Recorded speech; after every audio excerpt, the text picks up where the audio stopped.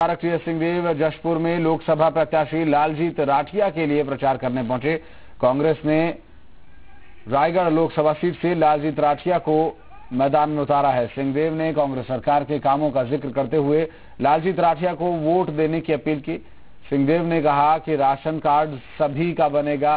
बयानबाजी पर नेताओं को नोटिस पर टीएस सिंहदेव ने कहा कि शुचिता कायम रखना बेहद जरूरी है और संयम हर स्थिति में आजमाना चाहिए। यदि आप देश और समाज को चलाने की बात कह रहे हैं तो आपके शब्द भी उसी प्रकार से होने चाहिए।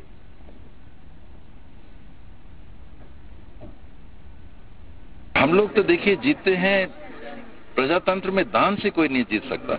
लोगों के मत से जीत सकते हैं, लोगों के सहयोग से जीत सकते हैं और लोगों का सहयोग अगर बरकरार रहा तो उसी कारण से विधानसभा भी जीते थे, वही कारण एकमात्र बनेगा लोकसभा भी जीतने का और भविष्य के चुनाव के लिए।